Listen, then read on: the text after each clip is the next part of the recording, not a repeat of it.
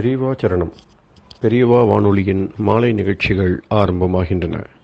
இன்றைய எமது நிகழ்ச்சிகள் நித்திய குரு பாதுகா பூஜா, ஸ்ரீ ரா கணபதி அவர்கள் எழுதிய புத்தகத்தின் ஒளிவடிவம், ஆன்மீக உரை, மகா பெரியவா மகிமை, உபன்யாசம். பெரியவா சரணம். பெரியவா சரணம். அடுத்த நிகழ்ச்சி நித்திய குரு பாதுகா பூஜை. शुक्लां भरदरं विष्णुं शशिवर्णं चतुर्भुजं प्रसन्नवदनं ध्यायेत् सर्वविघ्नोपशान्तये। ममोपात्त समस्त दुरितक्षयद्वारा श्री परमेश्वर प्रीत्यर्थं गुरुप्रसाद सिद्ध्यर्थं गुरुप्रीत्यर्थं गुरुपादपूजाम् अद्य करिष्ये। गुरुर्ब्रह्मा गुरुर्विष्णुर्गुरुर्देवो महेश्वरः गुरुः साक्षात् परब्रह्म तस्मै श्रीगुरवे नमः। अपारकरुणासिन्धुं ज्ञानदं शान्तरूपिणं श्रीचन्द्रशेखरगुरुं प्रणमामि मुदान्वहम्।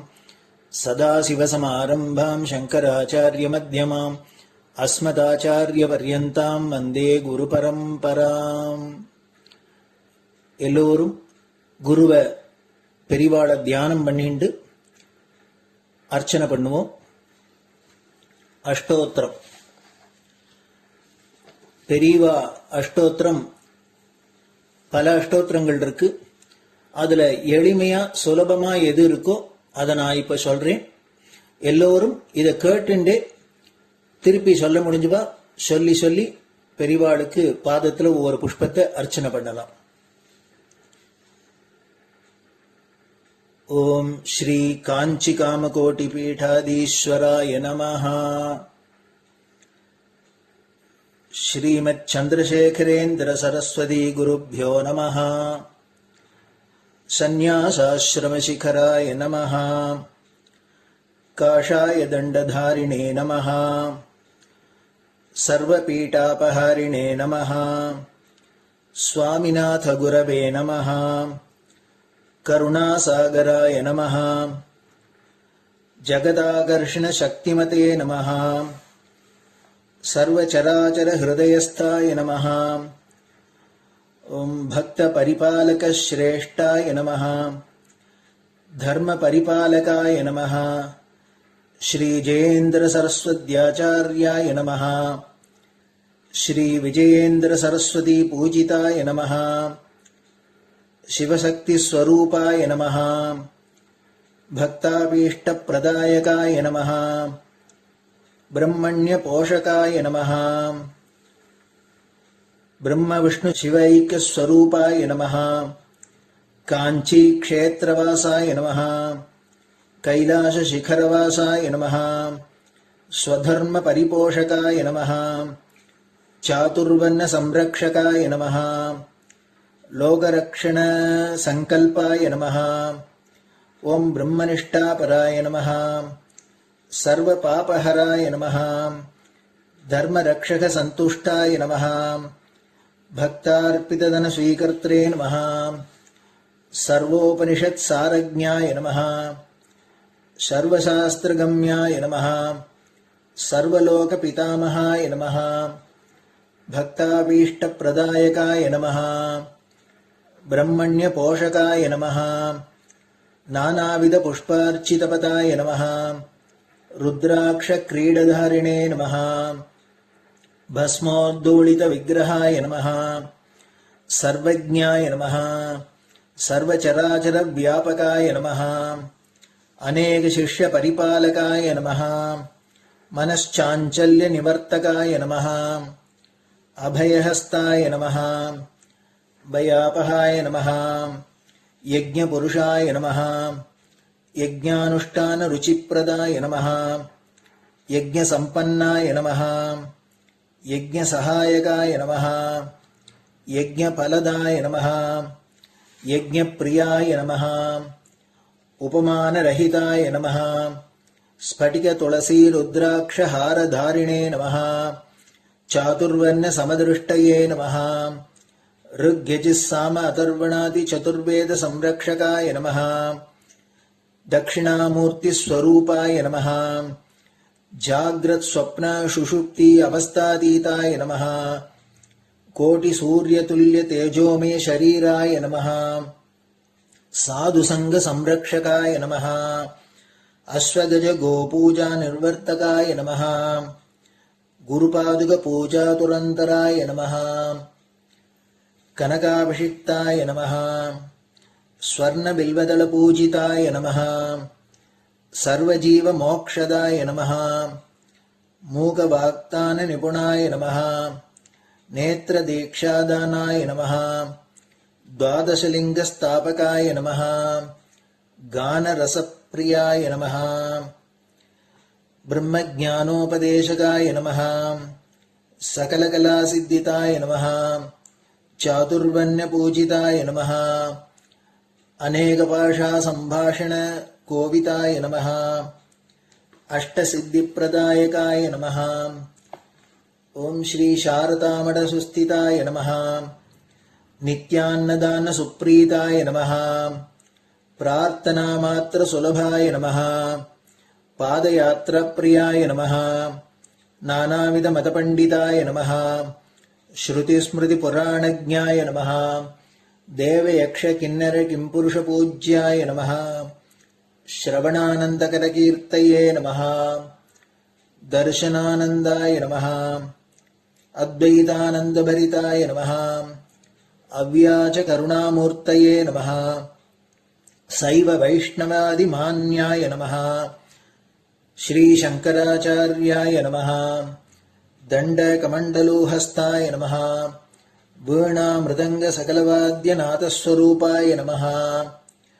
रामकथारसिकाय नमः वेदवेदाङ्ग आगमादिसकलकलासतस्प्रवर्तकाय नमः हृदयगुहाशयाय नमः शतरुद्रीयवर्णितस्वरूपाय नमः केदारेश्वरनाथाय नमः अविद्यानाशकाय नमः निष्कामकर्मोपदेशकाय नमः लघुभक्तिमार्गोपदेशकाय नमः लिङ्गस्वरूपाय नमः सालग्रामसूक्ष्मस्वरूपाय नमः कालड्यां शङ्करकीर्तिस्तम्भनिर्माणकर्त्रे नमः जितेन्द्रियाय नमः शरणागतवत्सलाय नमः श्रीशैलशिखरवासाय नमः डमरुकनादविनोदाय नमः वृषभारूढाय नमः दुर्मदनाशकाय नमः आभिचारिकदोषहर्त्रे नमः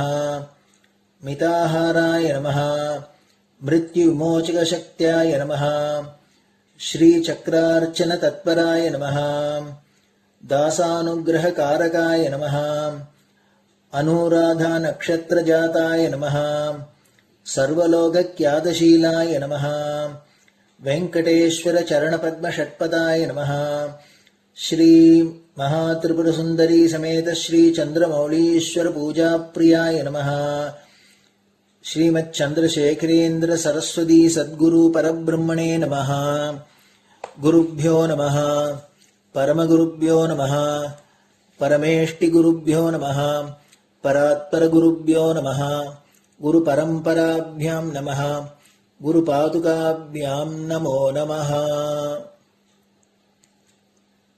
அடுத்தது ஊதுபத்தி இருந்தா அதை காமிச்சு தூபம், நெய் தீபம் இருந்தா காமிச்சு அதை நெய் தீபம் தீபம் காமிச்சுட்டு நைவேத்தியம் வெத்தலைப்பாக்கு பழம் இதுலேருந்து ஆரம்பிச்சு அவளுக்கு எது சௌரியமோ அதுபடி நைவேத்தியம் பண்ணலாம்.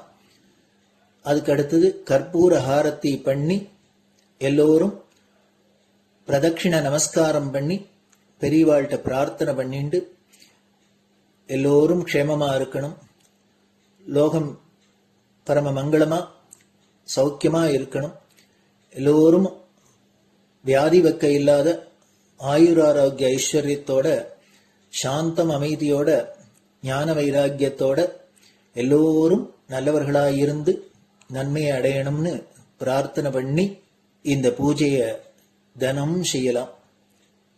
குரு பிரம்மா குருர் விஷ்ணுர் குருர் தேவோ மகேஸ்வரः குரு சாட்சாத் பரபிரம்ம தஸ்மை ஸ்ரீ குரவே நமஹ. அபார கருணா சிந்தும் ஞானதம் சாந்தரூபிணம் ஸ்ரீ சந்திரசேகர குரும் பிரணமாமி முதான்வகம். சதாசிவசமாரம்பாம் சங்கராச்சாரிய மத்யமாம் அஸ்மதாச்சாரிய பர்யந்தாம் வந்தே குரு பரம்பராம். குரு பாத பூஜை நிறைவடைஞ்சது. பெரியவா சரணம். பெரியவா சரணம். பெரியவா வானொலியில் நேயர்கள் அடுத்து கேட்க இருப்பது ஸ்ரீ ரா கணபதி அவர்கள் எழுதிய புத்தகத்தின் ஒளி வடிவம். அளிப்பவர் ஸ்ரீமதி உமா சங்கர் அவர்கள். தேனினும் இனிய சொல்லான் தீச்சுடர் மேனி கொண்டான் ஊனுயிர்க்குயிரதான ஒன்றினைக் கலந்து நின்றான் ஏனினிக் கவலை நெஞ்சே இன்றுனக் அருள் செய்தான் இஞ்ஞானவான் காமகோட்டி நாதனை நம்புவோமே. ஜெய ஜெய சங்கர, ஹரஹர சங்கர. மகாபெரியவாளின் உபன்யாசங்களை ரா கணபதி அண்ணா தெய்வத்தின் குரல் என்ற பெயரில் 7 பாகங்களாக தொகுத்து நமக்கு அளித்ததின் 2ஆம் பாகத்தின் அடுத்த பகுதி. உலகுக்கெல்லாம் சொந்தமானவர் பிள்ளையார். ஏழை எளியவர்களுக்கெல்லாம் சுவாமி. மஞ்சள் பொடியிலும் களிமண்ணிலும் சாணியிலும் கூட எவரும் ஒரு பிள்ளையாரை பிடித்து பூஜை செய்து விடலாம். அவர் எளிதில் சந்தோஷப்படுகிறவர். எங்கே எப்படி எதில் கூப்பிட்டாலும் உடனே வந்து அந்த கல்லோ களிமண்ணோ மஞ்சளோ அதற்கு உள்ளிருந்து கொண்டு அருள் செய்வார். அவரை வழிபட நிறைய சாஸ்திரம் படிக்க வேண்டும் என்பது இல்லை. ஒன்றும் படிக்காதவனுக்கும் அவன் கூப்பிட்ட குரலுக்கு வந்து விடுவார். மற்ற தேவதா விக்கிரகங்களில் சாங்கோ பாங்கமாக பிராண பிரதிஷ்டை என்று பண்ணி அவற்றில் அந்தந்த தேவதைகளின் ஜீவ கலையை உண்டாக்குவது போல் பிள்ளையாருக்கு பண்ண வேண்டும் என்பதில்லை. பாவித்த மாத்திரத்தில் எந்த மூர்த்தியிலும் அவர் வந்து விடுகிறார் என்று சொல்வதுண்டு. மற்ற சுவாமிகளை தரிசனம் செய்வது என்றால் நாம் அதற்காக ஒரு காலம் பார்த்து குளித்து முழுகி அர்ச்சனை சாமான்கள் வாங்கிக் கொண்டு கோயிலுக்கு போக வேண்டியிருக்கிறது. கோயிலுக்கு போனாலும் நேரே அந்த சுவாமியிடம் போய்விட முடியாது. பிரகாரம் சுற்றி கொண்டு உள்ளே போக வேண்டும். அப்போதும் கூட சுவாமிக்கு ரொம்ப பக்கத்தில் போகக்கூடாது, கொஞ்சம் தள்ளித்தான் நிற்க வேண்டும். பிள்ளையார் இப்படி இல்லை. எந்த சமயமானாலும் சரி, நாம் ஆபீஸுக்கோ ஸ்கூலுக்கோ கடைக்கோ போய் வருகிற போது கூட தெருவிலே தற்செயலாக தலையை தூக்கினால் அங்கே ஒரு முக்கில் பிள்ளையார் உட்கார்ந்து கொண்டிருக்கிறார். அவரை பார்த்த மாத்திரத்தில் நாம நெற்றியில் குட்டிக் கொண்டு ஒரு தோப்புக்கரணம் போட்டுவிட்டு நடையை கட்டுகிறோம். இதிலேயே நமக்கு சொல்லத் தெரியாத ஒரு நிம்மதி, சந்தோஷம் உண்டாகிறது. அவருக்கு கோயில் என்று இருப்பதே ஒரு அறைதான். அதனால் ஒரு பேதமும் இல்லாமல் யாரும் கிட்டே போய் தரிசிக்க முடிகிறது. எல்லோருக்கும் அவர் சுவாதீனம். பிரகாரங்கள் எல்லாம் தாண்டி உள்ளுக்குள்ளே உட்கார்ந்திருக்கிற சுவாமிகளை விட இப்படி எங்கே பார்த்தாலும் நட்ட நடுவில் உட்கார்ந்திருக்கிற பிள்ளையார்தான் தப்பாமல் ஜனங்களை இழுத்து தோப்புக்கரணம் வாங்கி கொண்டு விடுகிறார். பிள்ளையார் வழிபாட்டுக்கென்றே சில அம்சங்கள் இருக்கின்றன. சிதறு தேங்காய் போடுவது, நெற்றியில் குட்டிக் கொள்வது, தோப்புக்கரணம் போடுவது ஆகியவை பிள்ளையார் ஒருவருக்கே உரியவை. பிள்ளையார் சந்நிதியில் 2 கைகளையும் மறித்து நெற்றிப் பொட்டில் குட்டிக் கொள்ள வேண்டும். இப்படியே 2 கைகளையும் மறித்து காதுகளை பிடித்துக் கொண்டு முட்டிக்கால் தரையில் படுகிற மாதிரி தோப்புக்கரணம் போட வேண்டும். இவை எதற்கு என்றால், யோக சாஸ்திரம் என்று ஒன்று இருக்கிறது. அதிலே நம் நாடிகளில் ஏற்படுகிற சலனங்களால் எப்படி மனசையும் நல்லதாக மாற்றிக்கொள்ளலாம் என்று வழி சொல்லி இருக்கிறது. நம் உடம்பை பல தினசாக வளைத்துச் செய்கிற அபியாசங்களால், சுவாசத்தின் கதியில் உண்டாக்கிக் கொள்கிற மாறுதல்களால் நம் உள்ளம் உயர்வதற்கான வழி அந்த சாஸ்திரத்தில் சொல்லப்பட்டிருக்கிறது. நெற்றிப் பொட்டில் குட்டிக் கொள்வது, தோப்புக்கரணம் போடுவது, இவற்றால் நம் நாடிகளின் சலனம் மாறும். மனசில் தெய்வீகமான மாறுதல்கள் உண்டாகும். நம்பிக்கையோடு செய்தால் பலன் தெரியும். குழந்தைகளுக்காக நீதி நூல்களை செய்த ஔவையார் பெரியவர்களுக்கு கூட எளிதில் புரியாத பெரிய யோக தத்துவங்களை வைத்து பிள்ளையார் மேலேயே ஒரு ஸ்தோத்திரம் செய்திருக்கிறாள். அதற்கு விநாயகர் அகவல் என்று பெயர். அளவில் சின்னதுதான் அந்த அகவல் ஸ்தோத்திரம். பிள்ளையாரை நினைக்கிற போது ஔவையாரையும் நாம் சேர்த்து நினைத்தால் இரட்டிப்பு அனுகிரகம் கிடைக்கும். விநாயகர் அகவலை சொன்னால் 2 பேரையும் ஒரே சமயத்தில் நினைத்ததாகும். எல்லோரும் இதை செய்ய வேண்டும். வெள்ளிக்கிழமை தோறும் பக்கத்தில் உள்ள பிள்ளையார் கோவிலுக்கு போய் விநாயகர் அகவல் சொல்லி விக்னேஸ்வரனுக்கு அர்ப்பணம் பண்ண வேண்டும். பிள்ளையாருக்கு எல்லோரும் சொந்தம். பிள்ளையார் எல்லாருக்கும் சொந்தம். ஏழை எளியவருக்கும் சாஸ்திரம் படிக்காத சாமானிய ஜனங்களுக்கும் கூட சொந்தம். மற்ற சுவாமிகளின் நைவேத்திய விநியோகத்தில் பெரிய மனுஷர்களுக்குத்தான் முதலிடம். பிள்ளையாரோ தமக்கு போடுகிற சிதறுகாய் இவர்களுக்கு போகாமல் ஏழை குழந்தைகளுக்கே போகும்படியாக வைத்துக் கொண்டிருக்கிறார்.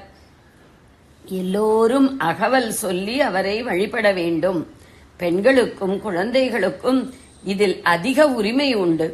அவ்வை பெண்ணாக பிறந்ததால் பெண்கள் எல்லோருக்கும் அவளுடைய இந்த ஸ்தோத்திரத்தில் பாத்தியதை ஜாஸ்தி. அவள் குழந்தைகளுக்கு உபதேசித்த பாட்டி. விநாயகரும் குழந்தை தெய்வம்.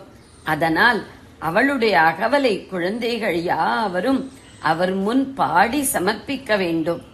கொஞ்சம் கடமுட என்றிருக்கிறதே, அர்த்தம் புரியவில்லையே என்று பார்க்க வேண்டாம். அர்த்தம் புரிந்தாலும் புரியாவிட்டாலும் அவ்வையின் வாக்குக்கே நன்மை செய்கிற சக்தி உண்டு என்று நம்பி அகவலை பொட்டை நெற்று போட்டு சொன்னாலும் போதும். அதனால் நாமும் க்ஷேமமடைவோம், நாடும் க்ஷேமமடையும். அழகான பெட்டி ஒன்று கிடைக்கிறது. அதற்குள் நிறைய ரத்னங்கள் இருக்கின்றன. ஆனாலும் பெட்டியை திறக்க சாவியை காணோம். அதனால் பெட்டி வேண்டாம் என்று விட்டு விடுவோமா? சாவி கிடைக்கிற போது கிடைக்கட்டும் என்று பெட்டியை வைத்துக் கொள்வோம் அல்லவா? இப்போது பெட்டியை விட்டுவிட்டால் பிறகு சாவி கிடைத்தாலும் பிரயோஜனம் இல்லையே. விநாயகர் அகவல் அப்படிப்பட்ட அழகான பெட்டி. அதற்குள்ளே யோக சாஸ்திர விஷயங்கள் ரத்னம் மாதிரி உள்ளன. அவற்றை புரிந்து கொள்கிற புத்தி சாவி இப்போது நம்மிடம் இல்லாவிட்டாலும் பரவாயில்லை. இப்போதே பிடித்து அதை சொல்லிக் கொண்டிருப்போம்.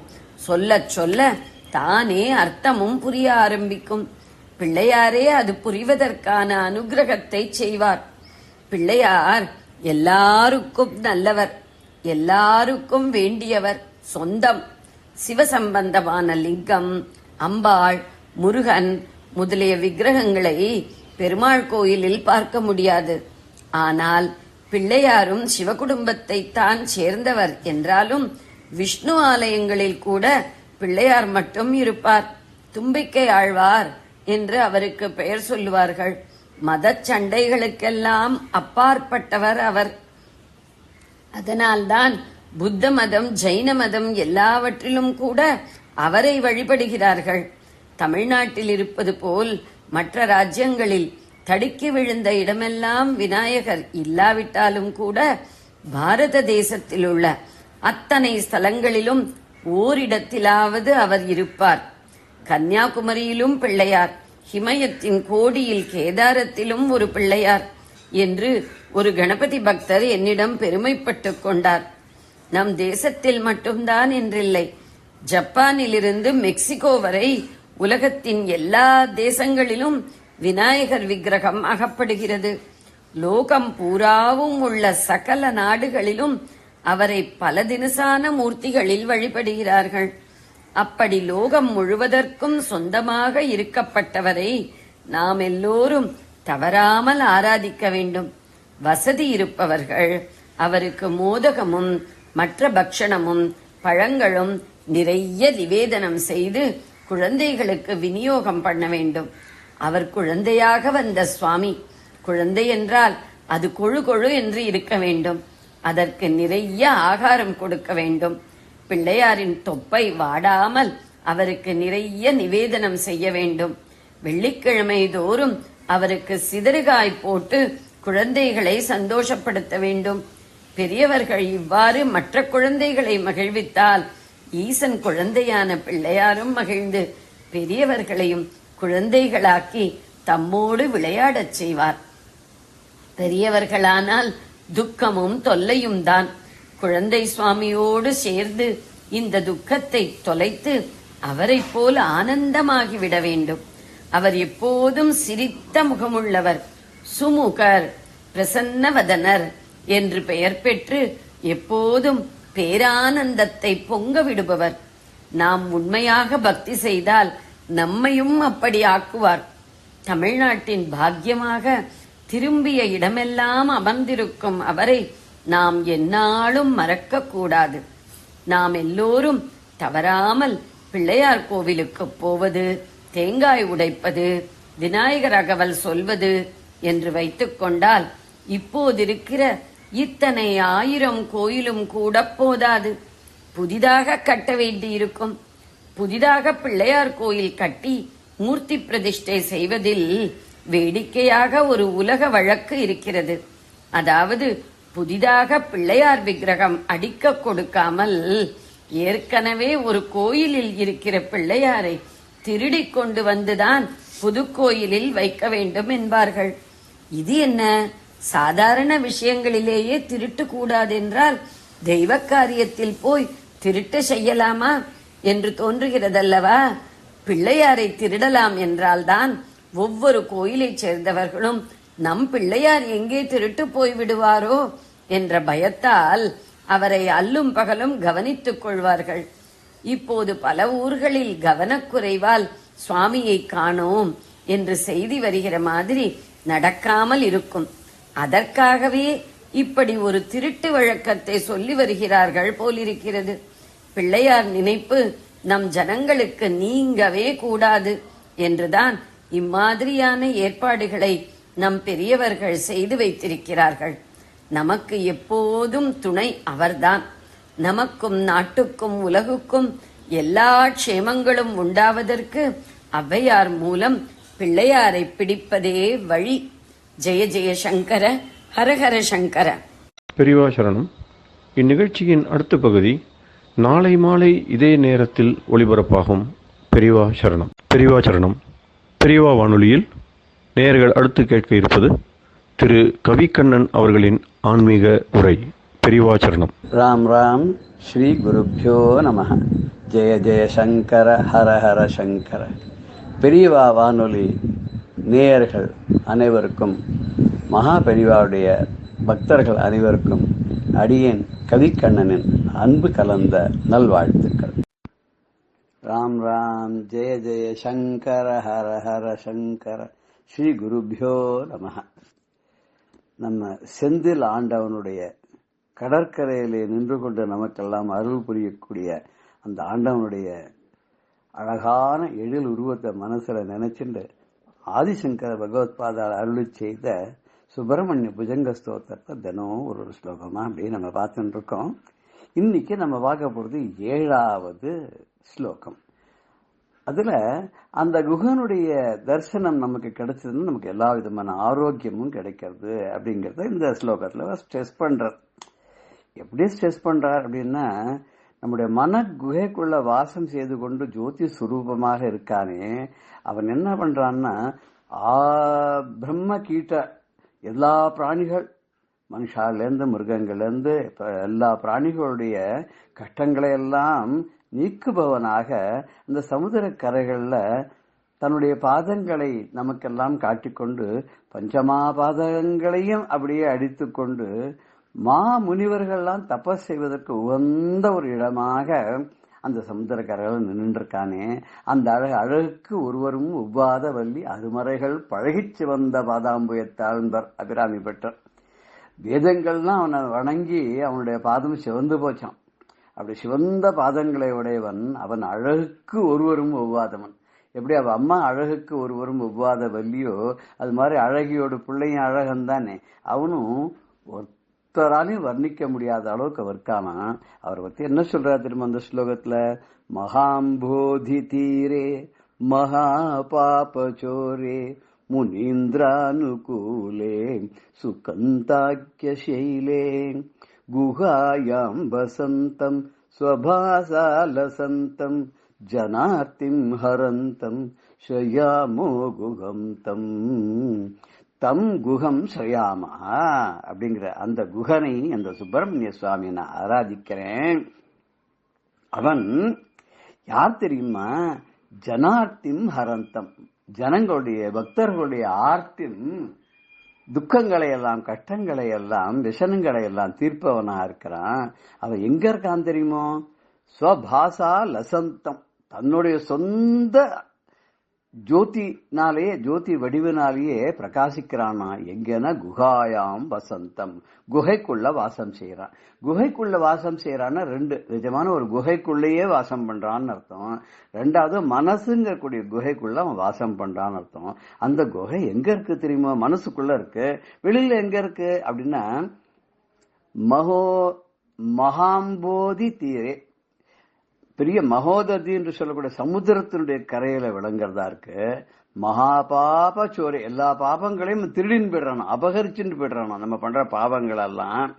முனீந்திர அனுகூலே, பெரிய மகா முனிவர்கள் தபஸ்விகளுக்கெல்லாம் ரொம்ப அனுகூலமாக இருக்கக்கூடிய சுகந்தாக்கிய சைலே, அது கந்தமார்த பர்வதம், சுகந்தம் பர்வதம், அதாவது வாசனை மிகுந்த பர்வதம். அவரை சுத்தி வாசனை கம கம கம கமன்னு, ஏன்னா பூந்தோட்டங்கள்லாம் இருக்கிறதாக அப்படிப்பட்ட ஒரு சோலை மலையில் அவன் இருக்கிறதுனால, பழமுதிர் சோலைன்னு கேள்விப்பட்டிருக்குமே, அப்படி ஒரு சோலை மலையில இருக்கிறதுனால அவனை சுத்தி அந்த சுகந்தமான வாசனையானது அப்படி பரவின்னு இருக்கான்.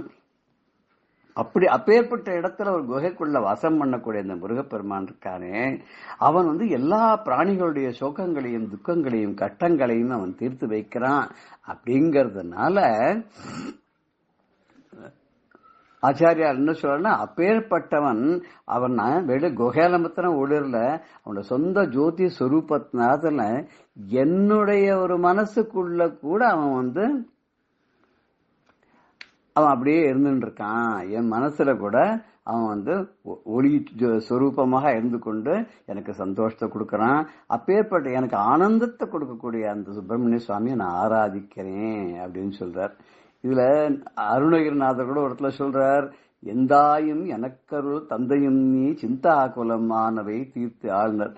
அப்பா முருகா, நீ எனக்கு தான் தாய், நீயே தான் எனக்கு தந்தையும், என்னோட மனக்கவலைகள் எல்லாம் தீர்த்து அருள் புரியணுங்கிறார்.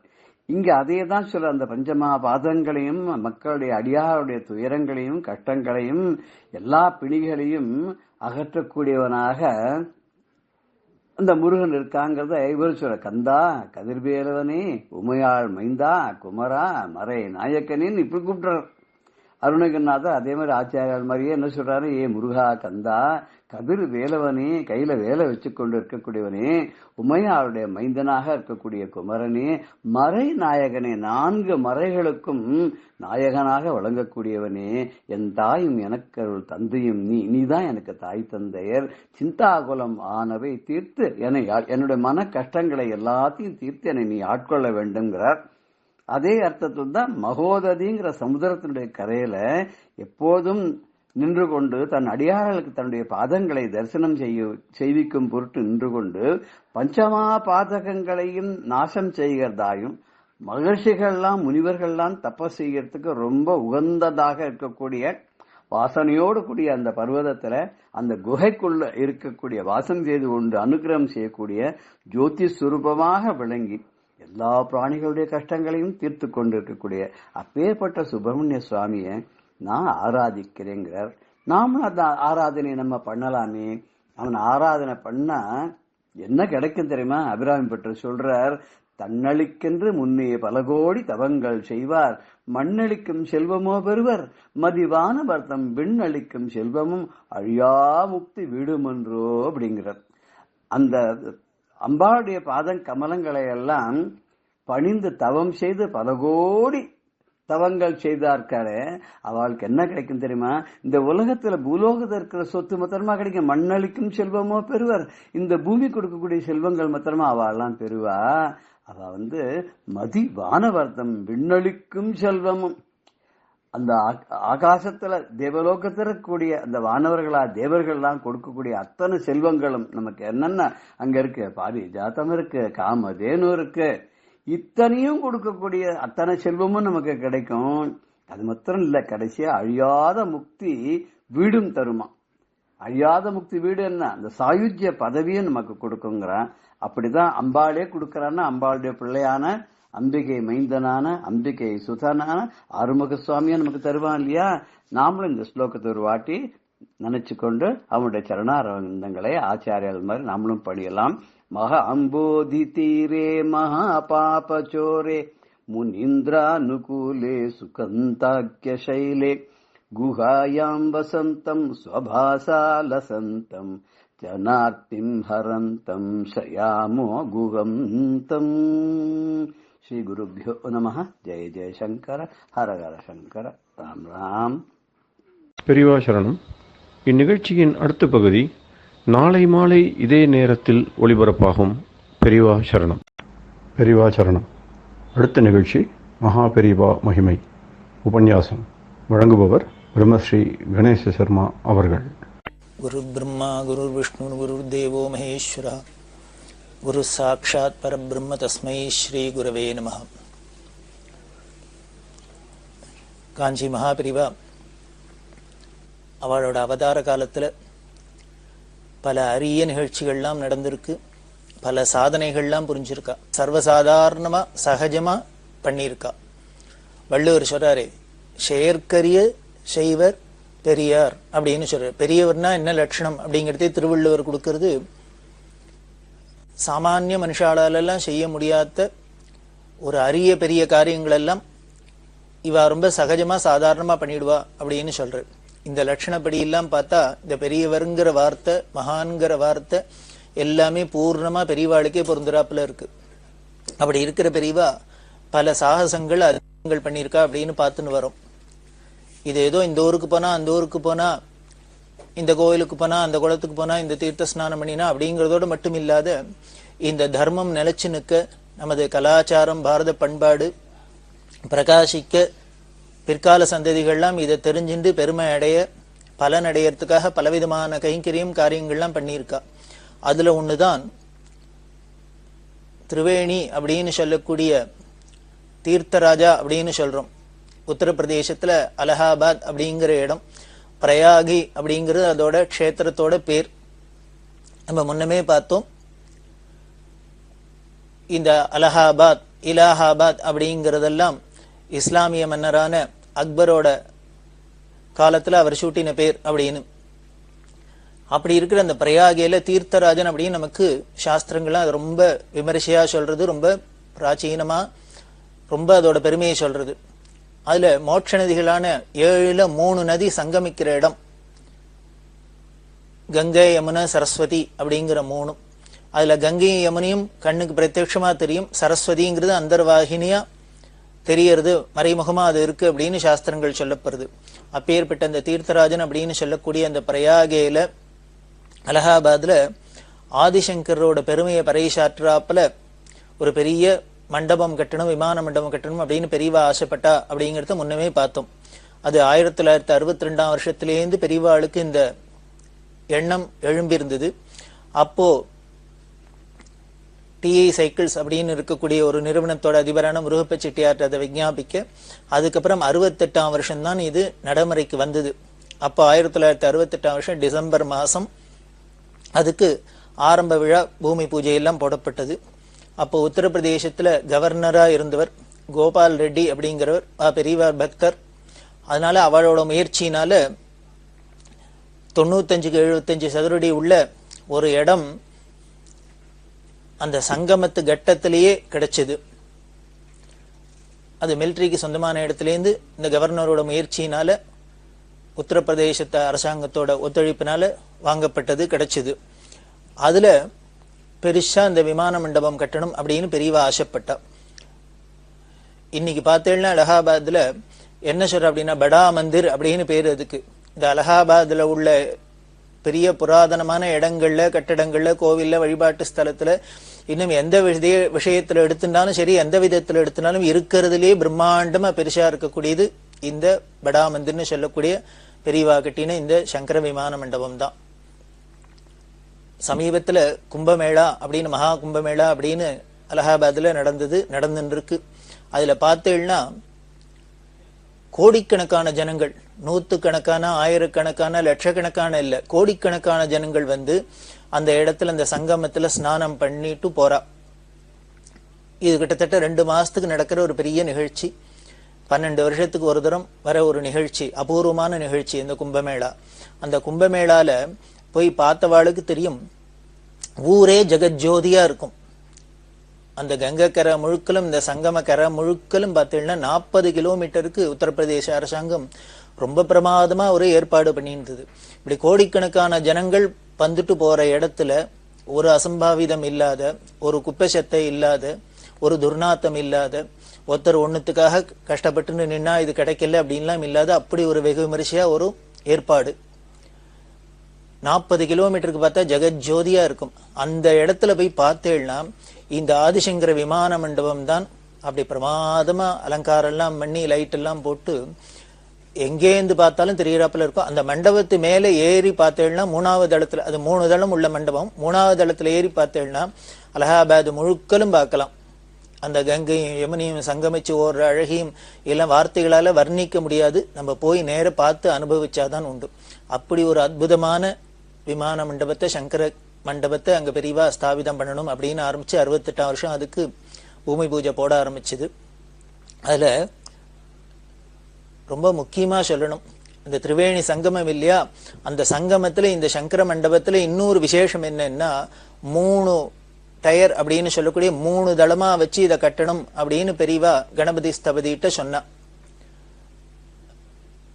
அந்த 3 தளத்திலையும் முதல் தளத்துல பூமி கீழே இருக்கிற தளத்துல அம்பாள் காமாட்சியோட சன்னதி, அதே மாதிரி 2வது தளத்துல பாலாஜி வெங்கடேஷ பெருமாளோட சன்னதி, விஷ்ணு சன்னதி, கடைசியில 3வது மேல் தளத்துல சஹசிரலிங்கமா அடிச்சு அந்த பரமேஸ்வரனோட சன்னதி. இப்படி கீழே அம்பாள், நடுப்புற விஷ்ணு, மேல சிவன். இப்படி இருக்கிறத பார்த்தீங்கன்னா இந்த திரிமூர்த்திகளும் அங்க இருக்கா. நமது சனாதன மதத்துல தேவதாத்ரயம் அப்படின்னு இந்த சிவன், விஷ்ணு, அம்பாள் இவா 3 பேரும் ரொம்ப விசேஷமா சொல்லப்பட்டிருக்கு. இந்த 3 பேருக்கும் சேர்ந்து ஒரே இடத்துல இந்த அலகாபாத்ல இருக்கு. அது எப்படி 3 நதிகளும் மோட்ச நதிகளும் ஒன்னா சேர்ந்து திரிவேணி சங்கமமா இருக்கோ அதே மாதிரி இங்க பார்த்தேன்னா 3 சம்பிரதாயமும் சேர்ந்த ஒரு சங்கம ஆலயமா இது இருக்கு. இந்த சங்கமத்துல இப்படி ஒரு அபூர்வமான சங்கம ஆலயம். ஆதிசங்கர பகவத் பாதாளுக்கு அப்படின்னு சொல்லிட்டு இங்கே இந்த 3 வச்சா அப்படின்னார். ஆதிசங்கர பகவத் பாதால ஷண்மத ஸ்தாபனாச்சாரியர், ஷண்மதா ஸ்தாபனாச்சாரியர் அப்படின்னு சொல்றோம். 6 சமயங்களையும் நெறிமுறைப்படுத்தி ஸ்தாபிதம் பண்ணார் அப்படிங்கிறோம். அந்த 6 சமயத்துல ரொம்ப முக்கியமான 3ஆன இந்த சைவம், வைஷ்ணவம், சாக்தம் இது 3 ஒன்னா சேர்ந்து சங்கமிச்ச ஒரு ஆலயம். அது பெரியவாளோட அந்த கருணைக்கும் அவளோட அந்த பக்திக்கும் ஸ்ரத்தைக்கும் தான் இதெல்லாம் எடுத்துக்காட்டா தெரியுது.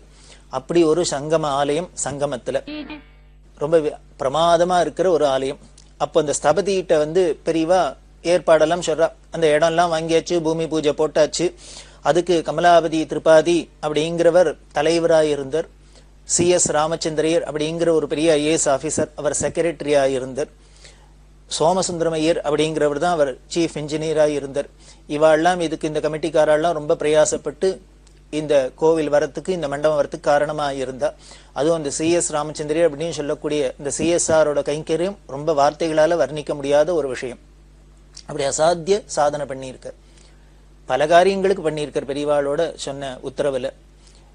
இப்படி இவாள்லாம் இதுக்கு ஒரு கமிட்டி ஃபார்ம் பண்ணப்பட்டு இவாள்லாம் கைங்கரியம் பண்ணிட்டு இருக்கா. அதுல ஸ்தபதியை கூப்பிட்டு பெரியவா சொல்றா எப்படி இந்த ஆலயம் எல்லாம் வரணும் அப்படின்னு. பெரியவாள்கிட்ட ஒரு விஷயம் என்னன்னா, இதை பண்ணுங்கோ அதை பண்ணுங்கோ அப்படின்ட்டு விட்டுற மாட்டா. அது எப்படி இல்லாம இருக்கணும், அந்த பண்ற காரியம் எப்படி இருக்கிறதுலே சிறப்பா அமையணும் அப்படிங்கறதுல ஒவ்வொரு சின்ன சின்ன விஷயத்திலேருந்து பெரியவா அதுல கவனம் செலுத்தி அதுக்கு அட்வைஸ் பண்ணி அதெல்லாம் பார்த்து பார்த்து பண்ணக்கூடிய ஸ்ரத்த ரொம்ப அழகா இருக்கும். நாம அதாவது இது எதுக்கு சொல்றேன் ஸ்ட்ரெஸ் பண்ணி அப்படின்னா, நாமளே எத்தனையோ காரியம் பண்றோம், எவ்வளவோ சொல்றோம், எவ்வளவோ காரியங்களை பண்றோம், சிலதெல்லாம் பண்ணாத விட்டுரும், இப்படி எல்லாம் இருக்கும். அப்ப கூட ஒரு காரியம்னு எடுத்துட்டா அதை எப்படி எல்லாம் பார்த்து பார்த்து பண்ணணும் அப்படிங்கிறதுக்கு பெரியவாளோட இதெல்லாம் கேட்டாலே பார்த்தாலே நமக்கும் அது மாதிரி ஸ்ரத்த வரும், ஒரு காரியத்துல இன்வால்வ்மெண்ட் வரும். சுவாமி கீதையில சொல்ற, எப்படி பலன்ல ஆசை உள்ளவன் எப்படி கர்மாவை ரொம்ப ஸ்ரத்தையா பண்ணுவனோ அதை விட பலன்ல ஆசை இல்லாத ஞானிகள் அதை விட ஸ்ரத்தையா பண்ணுவான் அப்படின்னு சொல்ற. இந்த கீதா வாக்கியம் பரம சத்தியம்ங்கிறத எங்க பார்க்கலாம்னு பெரியவாள்கிட்ட பார்க்கலாம். அவருக்கு எந்த பலன்லையும் ஒரு ஆசையும் கிடையாது. எந்த ஒரு பல திட்டங்களை சொல்லியிருக்கா, அது பிரமாதமா சக்சஸ்ஃபுல்லா நடந்தாலும் அவளுக்கு உடனே ஆஹா ஓஹோ நான் சொன்னேன் இது பிரமாதமா நடந்துட்டுன்னு சந்தோஷமும் கிடையாது. அது ஏதாவது ஃபெயிலூர் ஆகி காலப்போக்கில் தேஞ்சு போனாலும் நம்ம சொன்னது இப்படி ஒருத்தரும் கேட்கலையே, எல்லாம் வீணா போயிடுத்தே அப்படின்னு வருத்தமும் கிடையாது. இப்படி ரெண்டையும் பார்க்கலாம் பெரியவாள்கிட்ட. அப்படி இருக்கிற பெரியவா இப்படி சின்ன சின்ன விஷயமா இருந்தா கூட அதை பார்த்து பார்த்து சொல்லுவா. அப்படிங்கிறதுக்காக சொல்ல வந்தேன். இதை பார்த்து பார்த்து சொல்றா ஸ்தபதிகிட்ட. அது கங்கை கரையில பிரவாகத்துல இருக்கிறதுனால சில சமயங்கள்ல பார்த்தா ரொம்ப கங்கை பிரவாகமா இருந்தா சமுத்திரம் மாதிரி இருக்கும். அப்படி வந்ததுனால் வெள்ளப்பிரவாகம் வந்தாலும் இந்த கட்டடத்துக்கு இந்த ஆலயத்துக்கு ஒரு பாதிப்பும் இல்லாத இருக்கணுங்கிறதுக்காக எத்தனை அடி உயரம் இருக்கணும் அப்படி எல்லாம் சொல்லி கீழ்த்தலம் காலியா இருக்கும். அதுக்கு மேல முதல் தளத்துல ஃபர்ஸ்ட் ஃப்ளோர் அப்படின்னு சொல்லக்கூடிய இடத்துல தான் பேஸ்மெண்ட் அப்படின்னு சொல்ல இடத்துல சாதாரணமா இருக்கும். அதே மாதிரி அது பில்லர் போட்டு எழுப்பி ஃபர்ஸ்ட் ஃப்ளோர் அப்படின்னு சொல்லக்கூடிய முதல் தளத்துல தான் காமாட்சி சன்னதி, அதுக்கப்புறம் 2வது தளத்துல பாலாஜி, 3வது தளத்துல சிவன். அதுக்கு மேல பெரிய கோபுரம் விமானம், அது திரிபுவன விமானம் அப்படின்னு சொல்லுவா பெரியவா. அது சொல்லி ஏற்பாடு பண்ணுச்சுன்னா முதல் தளம் 2ஆம் தளம் 3ஆம் தளம் அதுக்கு மேல் தளத்துல பெரியஷா பிரமாதமா விமானம் இருக்கணும் அப்படின்னு. இது எப்படி இருக்கணும் அப்படின்னா வடதேசத்துல போய் கட்டுறோம். அப்படி கட்டுற இந்த கோவில் இந்த தென் தேசத்தோட கட்டிடக்கலையோட பெருமையை உலகுக்கு பறைசாற்றுறாப்புல இருக்கணும். இந்த கோவில்ல சிற்பங்கள் வேலைப்பாடு இது மாதிரி விமானம் அது மாதிரி கோபுரம் இந்த அழகெல்லாம் சிற்பக்கலை நுணுக்கங்கள்லாம் இந்த தென் திசையில தான் உண்டு. அதுவும் சோழர் காலத்துது, பல்லவர் காலத்துது, நாயக்கர் காலத்துது அப்படின்லாம் பல ராஜாக்கள் போட்டி போட்டு இந்த சிற்பக்கலையை வளர்த்திருக்கா இல்லையா. இத மாதிரி சோழர் பல்லவ நாயக்கர்கள் இவாளோட காலத்து சிற்பக்கலையெல்லாம் பரிசாற்றாப்புல அங்க வடதேசத்துல இருக்கணும், இந்த மண்டபம் இருக்கணும், இந்த விமானம் இருக்கணும் அப்படின்னு பெரியவா சொல்லி அப்படி அங்க கட்டப்பட்டிருக்கு. அதுல ஸ்தபதியை தான் சொல்லு, பெரியவாளோட பிளானை போல இன்னுமே திரிலோகத்துல உள்ளவாளாலையும் பிளான் பண்ணி போட முடியாது, சொல்ல முடியாது. அப்படி கற்பனைக்கு அப்பாற்பட்டதா இருக்கும். பெரியவாளுக்கு எப்படிதான் அதெல்லாம் தோணும்னு தெரியல, அப்பேற்பட்ட சர்வஜன் அப்படிம்பர். அந்த இடத்துல இது மாதிரிலாம் பண்ணப்பட்டது. அதுக்கு செங்கல் பூஜை எல்லாம் நடந்தது. ஒரு தினம் கணபதி ஸ்தபதி பேருக்கிறதி அதை என்ன பண்ணினா அந்த கிரவுண்ட் லெவல்லேருந்து இந்த நதி லெவல்லேருந்து 45 அடிக்கு பில்லர்லாம் போட்டு அதை உயர தூக்கி எல்லாம் பண்ணியாச்சு. அப்போ இந்த கோவில் வேலையை ஆரம்பிக்கிறதுக்கு பூமி பூஜை போட்டு எல்லாம் பண்ணணும். அதுக்கு கணபதி ஸ்தபதி பேருந்து இந்த CS ராமச்சந்திரி வெள்ளம் எல்லாரும் போய் இங்க பூஜை பண்ணிட்டு இருக்கா. பூஜை பண்ணிட்டு முடிச்சோன்னு இந்த CS ராமச்சந்திரர் கணபதி ஸ்தபதிட்டு ஒரு விஷயம் சொன்னார். அவர் அரசாங்கத்துல பெரிய பதவியில இருந்தவர், ஒரு பெரிய IAS ஆபீசர். அவர் சொன்னார், நான் கூடிய சீக்கிரம் ரிட்டையர் ஆக போறேன். பெரியவா என்கிட்ட இது மாதிரி இந்த கோவில் திருப்பணியை கொடுத்துருக்கா. ஆனா இப்பதான் பூமி பூஜையை ஆரம்பிச்சிருக்கோம். இது வரத்துக்குள்ள நேமா நான் ரிட்டையர் ஆயிடுவேன். எனக்கு அது ரொம்ப வருத்தமா இருக்கு. நம்ம ஒரு பதவி காலத்துல இருக்கிறதே நம்ம ஒரு காரியம் பண்றதுன்னா நம்மளோட அந்த இன்ஃப்ளூயன்ஸ்னால யார வேணா போய் கேட்டு எதனும் உதவி கேட்கலாம். அவளை நமக்கு ஒரு தாட்சியத்துக்கு உதவி பண்ணுவா, எல்லாம் பண்ணுவா. ஆனா நம்ம ரிட்டையர் ஆயிட்டா இதே மாதிரி அரசாங்கத்துல மதிப்பு இருக்குமா, நமக்கு செல்வாக்கு இருக்குமா, இங்கெல்லாம் போய் செய்ய முடியுமான்னு தெரியல. எனக்கு அதுதான் வருத்தமா இருக்கு. இப்படி ஆரம்பிச்சு பெரியவா ஆசைப்பட்ட இந்த கோவில் நன்னா வரணுமே, பூர்த்தி ஆகணுமே, கும்பாபிஷேகம் ஆகணுமேனு இருக்கு, அதுக்குள்ள நாம ரிட்டையர் ஆகிறமேனு இருக்கு அப்படின்னு சொல்லி ரொம்ப வருத்தப்பட்டு கண்ணால தண்ணி விட்டுட்டார். இது கணபதி ஸ்தபதிக்கு ரொம்ப தாபமா இருந்து. ஏன்னா கணபதி ஸ்தபதி இந்த CS ராமச்சந்திரன் ரொம்ப நெருக்கமா இருந்து பல காரியங்களை பண்ணினுமா பெரியவா உத்தரவுப்படி. CSRே இப்படி வருத்தப்படுறாரே, கண்ணால தண்ணி விடுறாரே அப்படின்னு கணபதி ஸ்தபதிக்கு ரொம்ப மனசு கஷ்டமா இருந்தது. இந்த பூமி பூஜையெல்லாம் போட்டு வந்தாச்சு. அப்புறம் இவர் என்ன பண்ணினார், பெரியவாளை தரிசனத்துக்கு போனார். பெரியவா கலவைங்கிற இடத்துல இருந்தா. அப்போ இருக்கிறதே பெரியவாள்கிட்ட போனா இந்த தாபம் ராமச்சந்திரியர் கண்ணால தண்ணி விட்டது கணபதி ஸ்தபதிக்கு தாங்கல இல்லையா. அதுவும் ஒரு நல்ல காரியத்துக்காக இதுங்கிற தாபப்படுற பெரியவாள்கிட்ட போய் அவர் என்ன பண்ணினார் கணபதி ஸ்தபதி, பெரியவா தான் அலகாபாத்ல இத்தனை பெரிய கோவில் வரணும் அப்படின்னு ஆசைப்பட்டு எல்லாம் சொன்னா. அப்படி எல்லாத்தையும் சொல்லிட்டு எல்லாத்தையும் ஆரம்பிச்சு வச்சுட்டு பெரியவா அனுகிரகம் பண்ணாத இருந்தா என்ன பண்றது, எப்படி இந்த காரியம் நடக்கும் அப்படின்னு கொஞ்சம் வேகமா பேசினார். பெரியவாளுக்கு ஒண்ணும் இல்லை, ஏன் ஸ்தபதி இப்படி சொல்றார் அப்படின்ட்டு. உடனே என்ன ஆச்சு, நான் அனுகிரகம் பண்ணலன்னு உனக்கு தெரியுமா, நான் அனுகிரகம் பண்ணலங்கிறியா அப்படின்னா. உடனே ஒரு விஷயத்த சொன்ன. CS ராமச்சந்திரன் ரொம்ப வருத்தப்படுற, அவர் கூடிய சீக்கிரம் ரிட்டையர் ஆக போற, அவரும் ரிட்டையர் ஆயிட்டா இந்த காரியங்கள் எப்படி பூர்த்தி பண்ண முடியும் அப்படின்னு அவர் கவலையா படுறார். அதனால பெரியவா தான் அனுகிரகம் பண்ண முடியும். உடனே நான் அனுகிரகம் பண்ணலன்னு தானே சொல்றேன், இப்பவே அனுகிரகம் பண்ணிட்டேன் போ அப்படின்னு சொல்லிவிட்டு இப்பவே அனுகிரகம் பண்ணிட்டேன், நிறைய அனுகிரகம் பண்ணியாச்சு, நீ போய் முதல்ல வேலையை பார் அப்படின்னு சொல்லி அனுப்பிச்சுட்டா பிரசாதத்தை கொடுத்து. இவர் உடனே ஹைதராபாத்துக்கு வந்துட்டார். வந்தா உடனே இவர் ஊருக்கு வந்து வீட்டுக்கு வந்தா CS ராமச்சந்திரன்ட்டு போன். என்ன அப்படின்னா, ஸ்தபதி ஒரு சந்தோஷமான சமாச்சாரம், பெரியவா அனுகிரகம் எப்படின்னு சொல்ல தெரியல எனக்கு, நான் ரொம்ப கவலைப்பட்டிருந்தேன், நம்மளும் ரிட்டையர் ஆகி போயிட்டா இந்த காரியங்கள்லாம் எப்படி நடக்கும், இதுக்கு யாரும் ஒத்தாசை பண்ணுவா என்ன பண்ணுவா அப்படின்னு கவலைப்பட்டிருந்தேன். ஆனா இப்படி ஒரு கவலைக்கும் வேலையே இல்லாத என்ன ஆயிடுத்துன்னா, நேத்திக்கு உத்தரப்பிரதேச முதலமைச்சரான திவாரி ஒரு ஆர்டர் போட்டிருக்கார். என்னன்னா, இந்த கட்டடத்துக்கு உண்டான இந்த RC ஒர்க்கெல்லாம் பண்றதுக்கு ஒரு பெரிய கம்பெனிக்கு ஆர்டர் கொடுக்கணும் அப்படின்னு போட்டுட்டு, இதுக்கு என்னென்ன செலவாகுமோ அது எல்லாத்தையும் உத்தரப்பிரதேச அரசாங்கமே கொடுக்கும், அதுவே ஏத்துக்கும் அப்படின்னு ஒரு ஜிஓ போட்டிருக்கார். அப்படின்னு சொன்னா கணபதி ஸ்தப்திக்கு ஷாக்கா இருந்தது. நேத்திக்கு தான் நம்ம பெரியவாள்கிட்ட போய் சொல்லி பெரியவா எல்லாத்தையும் பண்ண சொல்லிட்டா, ஆனா அனுகிரகம் பண்ணாத இருந்தா என்னன்னு நாம பிரார்த்தனை பண்றோம். பெரிய உடனே நான் அனுகிரகம் பண்ணலன்னு தெரியுமா, இப்பவே பண்ணிட்டேன், போயிட்டு வா, நீ போய் வேலையை பாருன்னு சொல்றான்னா, அங்க என்ன ஆயிருக்குன்னு, ஒரு அரசாங்கமே இதுக்கு உண்டான காரியங்கள்ல முனைஞ்சு ஈடுபடுறது, அதுக்கு உண்டான செலவை ஏத்துக்கிறது அப்படின்னா, ஒரு தனியார் பண்ற காரியத்துக்கு, அது ஒரு மத சம்பந்தமான ஒரு இன்ஸ்டிடியூஷனுக்கு ஒரு உத்தரப்பிரதேச அரசாங்கம் அப்படின்னு, நான் தேசத்துல பாரத தேசத்துல இருக்கிற பல அரசாங்கங்கள்ல இப்படி ஒரு அரசாங்கம் இது மாதிரி ஒரு காரியத்துக்கு பண உதவி பண்ணி பண்றதுங்கிறது அதுதான் முதல் தடவைன்னு சொல்லலாமோ என்னமோ தெரியல. அப்படி அரசாங்கமே உதவி பண்றது அப்படிங்கறத கேட்டோன்னு கணபதி ஸ்தபதிக்கு ரொம்ப ஆச்சரியமா இருந்தது. நாம தான் அவசரப்பட்டுன்னு பெரியவாள்கிட்ட சொல்லிட்டோம், பெரியவா அனுகிரகம் பண்ணாதே காரியம் நடக்கும், நாம தான் அவசரப்பட்டுன்னு சொல்லிட்டோம் அப்படின்னு வருத்தப்பட்டு, இப்படி ஒரு சந்தோஷமான சமாச்சாரம் வந்தது. பெரியவாள்கிட்ட போய் பிரார்த்தனை பண்ணிட்டு வந்தோன்னு இப்படி ஒவ்வொரு கட்டத்திலையும் அதுக்கு காரியங்கள் நடந்துட்டே வருது. அதுல காமாட்சி விக்கிரகம் அடிக்கணும், இந்த கணபதி ஸ்தபதியோட தம்பி முத்தையா ஸ்தபதின்னு இவாள்லாம் சேர்ந்துன்னு எல்லாத்தையும் பண்ணின அந்த விக்கிரகங்கள்லாம். நடுப்புற பாலாஜி, ஏன்னா வடதேசத்துல உள்ள வாளுக்கெல்லாம் பெருமாள் அப்படின்னாலே பாலாஜி, திருப்பதி பாலாஜி அப்படின்னு ஒரு பரிச்சயம் இருக்கிறதுனால அதை பாலாஜியை வைக்கணும்.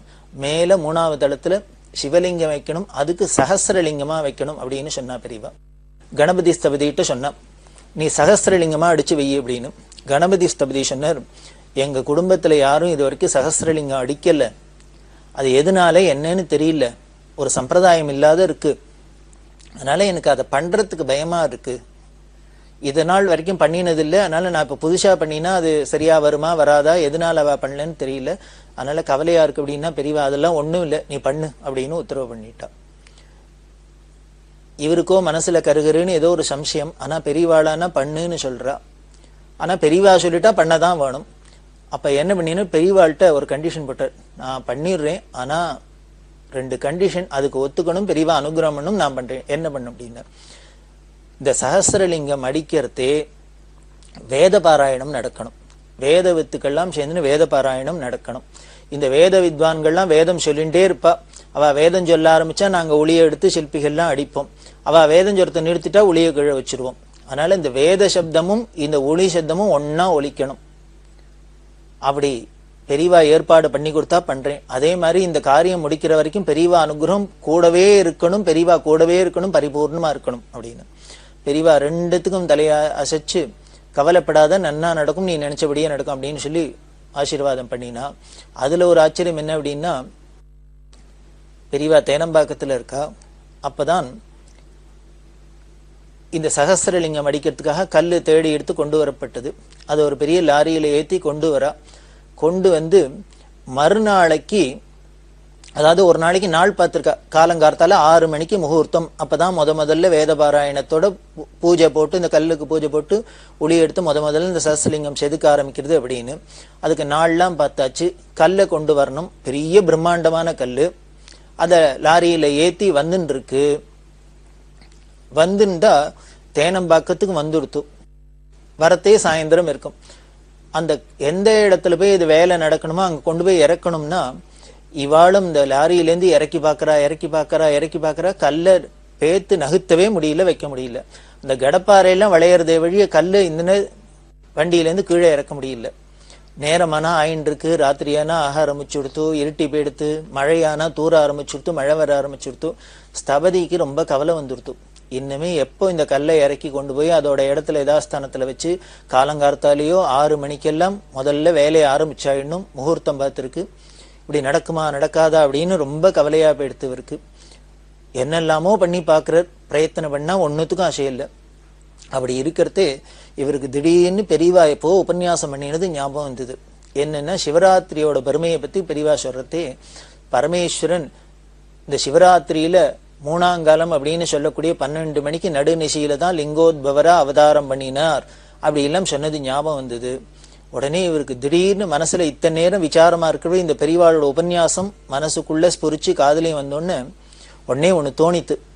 சரி 12 மணி வரைக்கும் பார்ப்போம், நிச்சயம் லிங்கோத்பவ காலத்துலதான் இந்த சகஸ்ரலிங்கத்துக்கு உண்டான இந்த கருங்கல்லா இருக்கிற அது கீழே இறங்க போறது அப்படின்னு இவர் மனசுக்குள்ள தீர்மானம் பண்ணிண்டு உடனே எங்கேயோ போய் தேங்காயை வேண்டு சொல்லி பிள்ளையாருக்கு முதல்ல உடைக்க, அங்க ஒரு பிள்ளையார் சன்னதி இருக்கு, அந்த பிள்ளையாருக்கு நிறைய தேங்காயை உடைக்க சொல்லி பார்த்தா கரெக்டா இவர் நினைச்சபடியே 12 மணிக்கு அந்த கல்லு கீழே உருண்டு வந்துடுத்து. எப்படி நம்ம மனசுல பாவிக்கிறது, எப்படி தெய்வாதீனமா நடக்கிறது அப்படிங்கிறது எல்லாம் சாட்சி. உடனே அந்த லிங்கோத்பவ காலத்திலேயே அந்த கல்லு கீழே இறங்க அதை கொண்டு வச்சு மறுநாளைக்கு காலங்கார்த்தால பூஜைக்கு ஏற்பாடாயிடுத்து.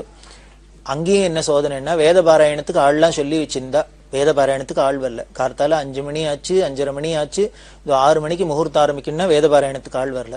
இவர் தவிச்சுன்னு இருக்கிறதே பெரியவா தரிசனத்துக்குன்னு யாரோ ஆந்திராலேருந்து ஒரு வேனை வச்சுன்னு பல பண்டிதர்கள்லாம் வந்தா. அவள்லாம் வந்து தரிசனம் பண்ணலான்னு வந்தா பார்த்தா இவாளை பார்த்தோன்னு கணபதி ஸ்தபதிக்கு சந்தோஷம். உடனே பெரியவாள்கிட்ட சொல்லி இவாளையே வச்சுன்னு வேத பாராயணம் பண்ண சொல்லுன்னு சொல்லி இப்படி வேத பாராயணம் பண்ணி ஆரம்பிச்சது குறிச்ச நேரத்துல இந்த சஹஸ்ரலிங்கம். அப்பேற்பட்ட அபூர்வ லிங்கம் தான் சஹஸ்ரலிங்கம் தான் வேதமூர்த்தியா இன்னைக்கு திரிவேணி சங்கமத்துல அலகாபாத்ல மேல இருந்துட்டு இருக்கு. இப்படி இந்த திரிவேணி சங்கமத்துல வந்த இந்த மண்டபத்துக்கு இன்னும் பல நிகழ்ச்சிகள், சுவையான நிகழ்ச்சிகள்லாம் நடந்திருக்கு. அதெல்லாமும் என்னங்கிறத நாம தொடர்ந்து பார்க்க போறோம். பெரியவா சரணம். இந்நிகழ்ச்சியின் அடுத்த பகுதி நாளை மாலை இதே நேரத்தில் ஒளிபரப்பாகும். பெரியவா சரணம். பெரியவா சரணம். அடுத்த நிகழ்ச்சி திருவாசக இன்னிசை. வழங்குபவர் ஸ்ரீ சத்குருநாத தேசிகர் அவர்கள். பெரியவா சரணம். திருச்சிற்றம்பலம். காருண்யத்து இரங்கல் தரிக்கிலேன் காய வாழ்க்கை சங்கரா போற்றி வான விருத்தனே போற்றி எங்கள் விடலையே போற்றி ஒப்பில் ஒருத்தனே போற்றி உம்பரு தம்பிரான் போற்றி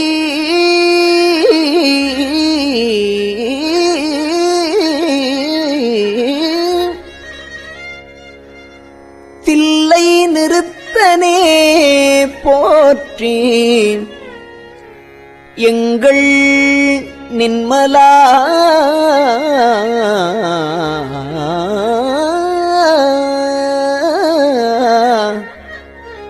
போற்றி போற்றி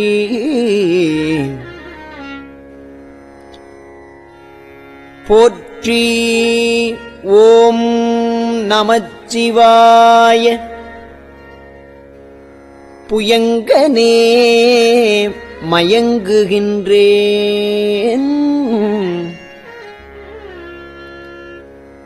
போற்றி.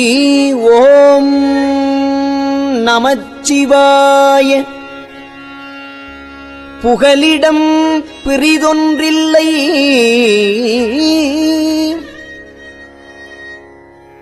போற்றி ஓம் நமச்சிவாய புறம் எனைப் போக்கல் கண்டாய்.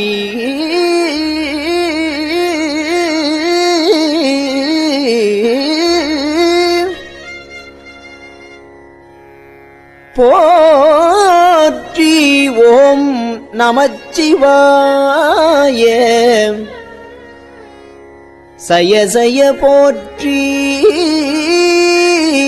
போற்றி.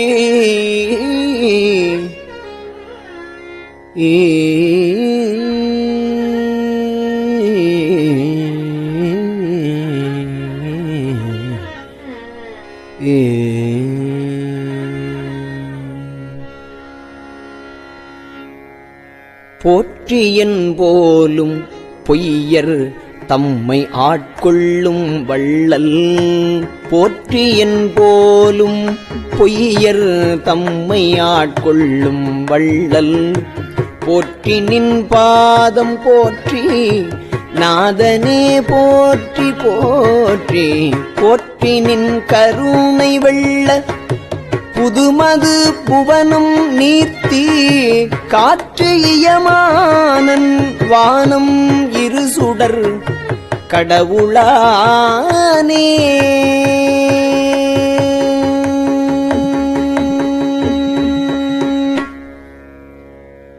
கடவுளே போற்றி. என்னை கண்டுகொண்டு அருளு போற்றி. விடவுளே உருக்கி என்னை ஆண்டிட வேண்டும் போற்றி. உடல் இது களைந்திட்டு ஒல்லை உம்பர் தந்தருளு போற்றி.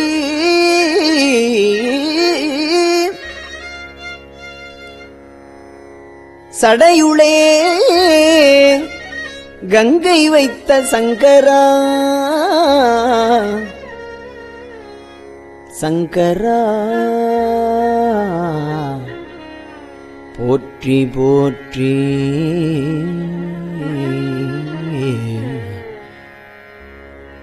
சங்கரா போற்றி. மற்றோரு சரணிலேன் போற்றி. கோலப் பொங்கரா அல்குல் செவ்வாய் வெண்ணகைக் கரியவாட்கண்.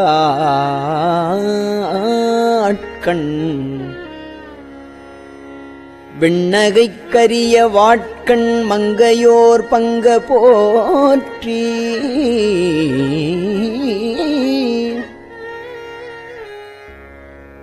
மால் விடை ஊர்தி போற்றி. இங்கு இவ்வாழ்வு ஆற்றகில்லேன் எம்பிரான்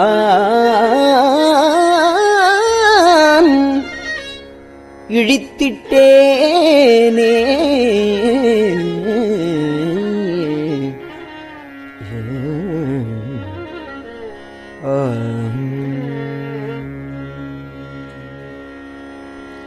இழித்தனன் என்னை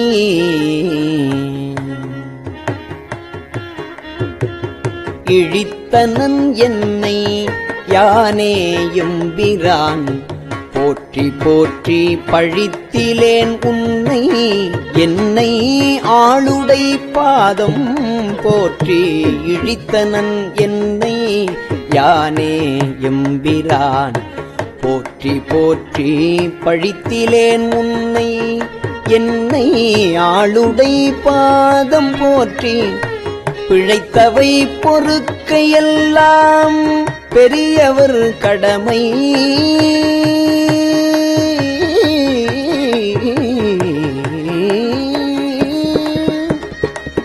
பிழைத்தவை பொறுக்கையெல்லாம் பெரியவர் கடமை போற்றி ஒழித்திடு வாழ்வு போற்றி உம்ப நாட்டு எம்பிரானே.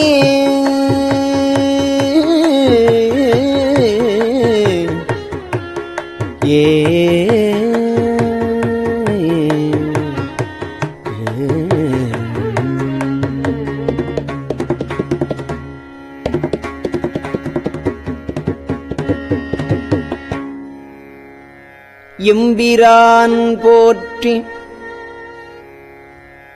வானத்தவரவர் ஏறு போற்றி கும்பராறு மருங்குல் மங்கை கூற வெண்ணீர போற்றி செம்பிரான் போற்றி தில்லை திருச்சிற்றம்பலவ போற்றி உம்பரா போற்றி என்னை ஆளுடை ஒருவ போற்றி ஒருவனே போற்றி ஒப்பில் அப்பனே போற்றி வானோர் குருவனே போற்றி எங்கள் கோமளக் கொழுந்து போற்றி வருக என்று என்னை நின்பால் வாங்கிட வேண்டும் போற்றி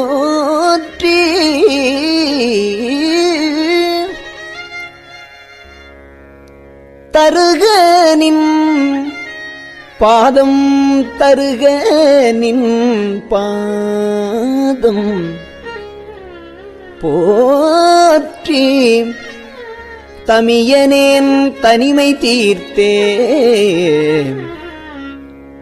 தீர்ந்த அன்பாய அன்பர்க்கு அவரினும் அன்ப போற்றி பேர்ந்தும் என் பொய்மை ஆட்கொண்டு அருளிடும் பெருமை போற்றி வார்ந்த நஞ்சையின்று வானோர்க்கு அமுதம் ஈ வள்ளல் போற்றி ஆர்ந்தனின் பாதம்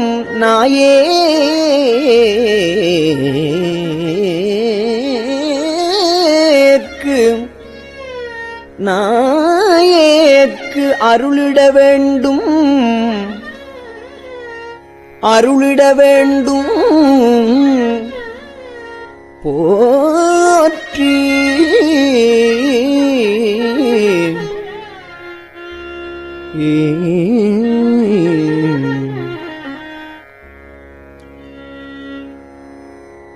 போற்றி இப்புவனம் நீர் தீ காலொடு வானமானாய் போற்றி இப்புவனம் நீர் தீக்காலொடு வானமானாய் போற்றிய உயிர்க்கும் தோற்றம் ஆகினி தோற்றம் இல்லாய் போற்றி எல்லா உயிர்க்கும் ஈராயிரின்மையானாய் போற்றி எல்லா உயிர்க்கும் ஈராயிரின்மையானாய் போற்றி ஐம்புலன்கள் நின்னை புணர்க்கிலா புணர்க்கையானே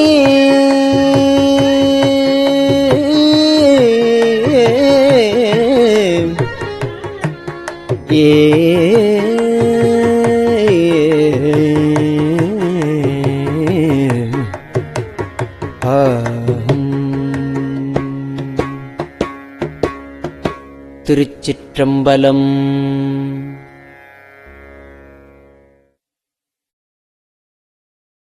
பெரியவா சரணம். இந்நிகழ்ச்சியின் அடுத்த பகுதி நாளை மாலை இதே நேரத்தில் ஒளிபரப்பாகும். பெரியவா சரணம். பெரியவா சரணம்.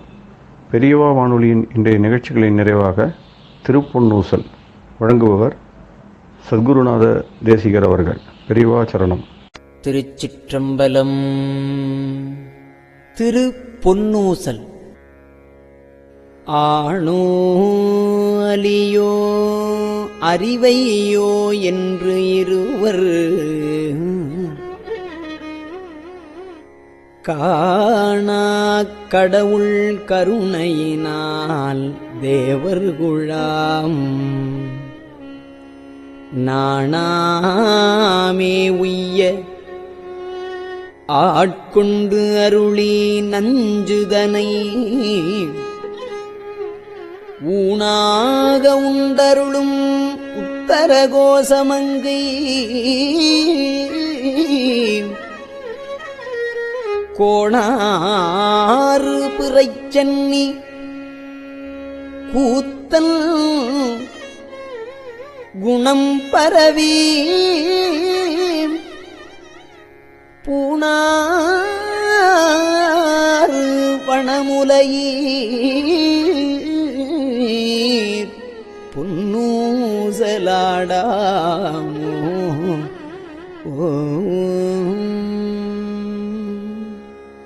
திருச்சிற்றம்பலம்.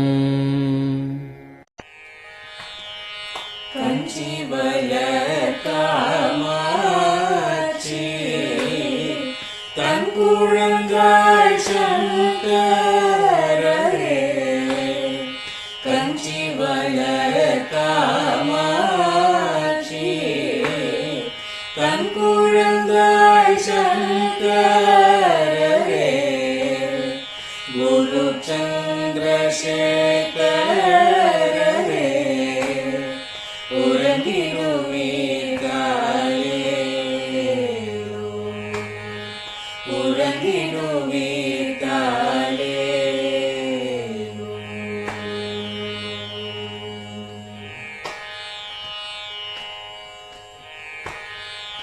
ஆதிகுரு சங்கரராய்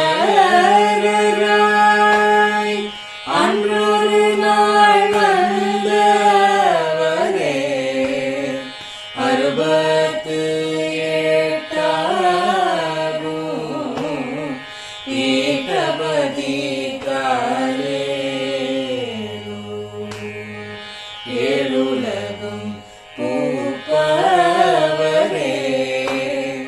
காப்பவரே கடப்பவரே எல்லோர்க்கும் அருள்பவரே உலகிடுவீர்காலே அயனுடனே மாலவனோ தேடிய பொற்பதத்தவரே அருமறைகள் சாற்றும் முயல் மலர்பதமே காலே முக்தி நிலை எய்திடவே சக்தி தரும் சத்குருவே முக்தி நிலை எய்திடவே சக்தி தரும் சத்குருவே நித்தமெங்கள் நாவீசையில் நித்திரை கொள்தாயே நித்தமெங்கள் நாவீசையில் நித்திரை கொள்தாயே நித்தமெங்கள் நாவீசையில் நித்திரை கொள்தாயே.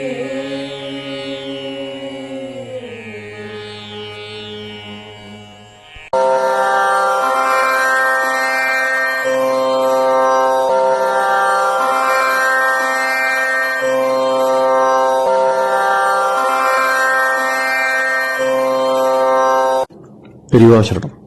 பெரியவா வானொலியின் மாலை நிகழ்ச்சிகள் இத்துடன் நிறைவடைகின்றன. எமது அடுத்த ஒளிபரப்பு நாளை காலை இந்திய நேரப்படி 6 மணிக்கு துவங்கும். பெரியவா சரணம்.